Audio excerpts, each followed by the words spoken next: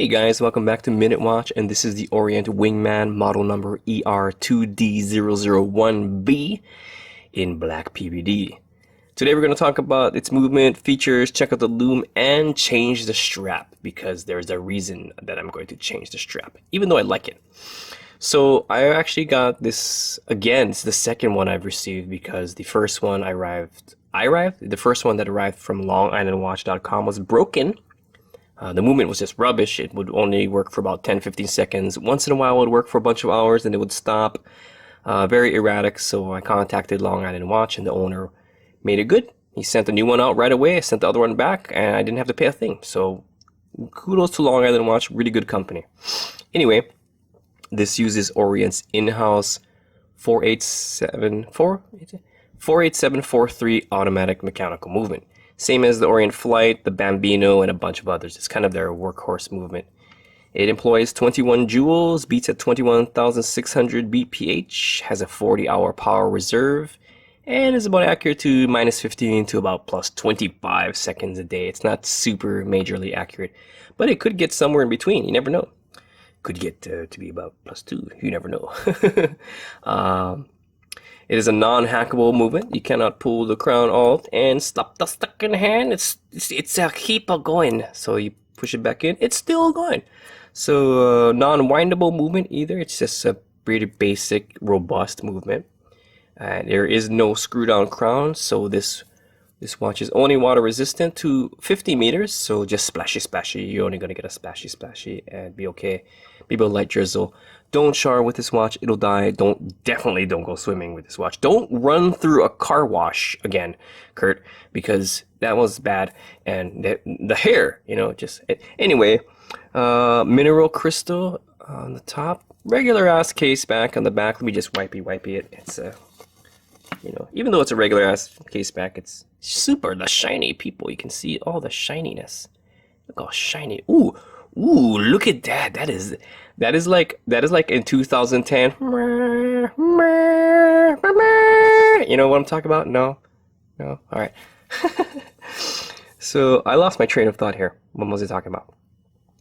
Well, the dial. I really like that dial. I think it's really clean.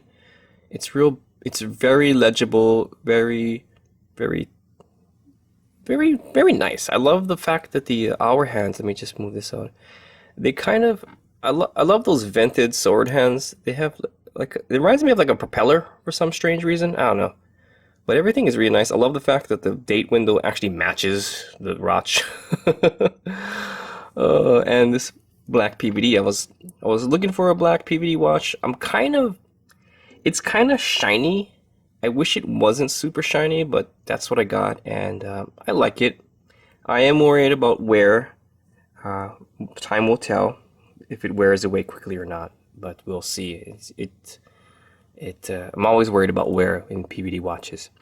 So yeah, it's nice. It's got a good fitment. Let's check out the dimensions.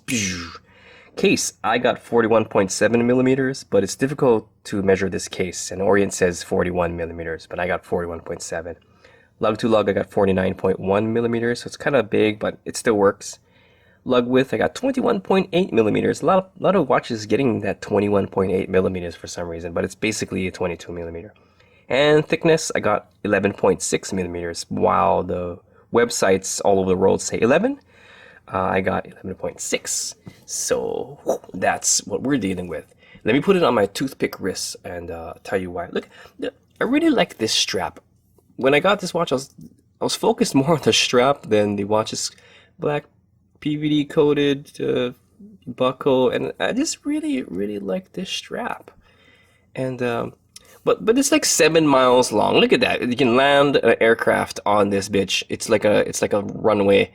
I don't understand why this thing is so long. That's what she said.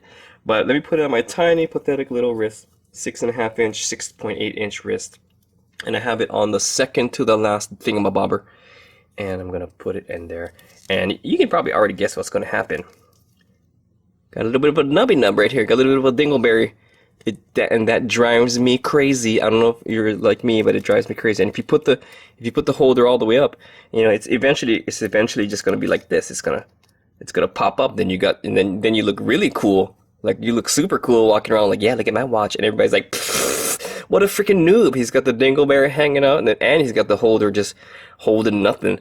So that's why I'm going to change the strap later on in the video. So what's going to happen now is we're going to check out the Lume.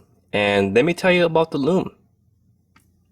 It sucks. This Lume blows monkey balls. And I'm actually going to compare it with the Orient Flight, the big brother. The Orient Flight, nothing, fine watch that is. I love that watch. This has a screw down crown. It's pretty much the same movement, but it has a screw down crown. So, and do you want me to compare it against the Seiko Monster? Yeah, let's just get the Seiko Monster, because we might as well do that shit. And yeah, you know what? I'm not gonna do that. Since it's an Orient versus Orient, I'm gonna bust out another Orient. I'm gonna bust out the USA. So it's comparable to the Monsters. So here we go. All right, I'm excited. Yeah, I'm gonna bust out my X-Tar R30 super badass flashlight, and we're gonna turn off the light here. Gonna move the tablet of justice, and then we're gonna. Nope, nope, nope. Is that all she got, Captain? Okay. Doesn't seem like it's super bright to me. I don't know. Am I oh, see, look at that. The red light is on. Anyway, that should be enough. Turning off the lights. Put the ISO up to ISO 1600 to better reflect what I'm seeing with my face vision. And then just gonna give it a bunch of charges. Gonna give it a bunch of charges. Charges. Blinding my face. Charges. Look at everything. It's just lighting up here. And there we go. Alright, so Orient Flight in the middle, doing pretty good against the Mako USA. Mako. And whatever. But that Flight, that wingman though, it's just kind of not being a very good wingman. I would not, if I was the Orient Flight, I would not trust the wingman. We would get blown up by missiles, because you can't, like, I can't see nothing. I can't see. Oh no, the missile's coming. What missile? Done. You know, so not a good wingman to the Orient Flight, if you ask me. But look at how good the wingman, the Flight is against the USA. Pretty damn good, if I do say so myself. But that wingman is just, nope. It's just done. Why did you guys do that, Orient? It could have been so good if you just put better Lume. Oh, God. Maybe they did that on purpose. I don't know. Look at that USA though. I just love that watch.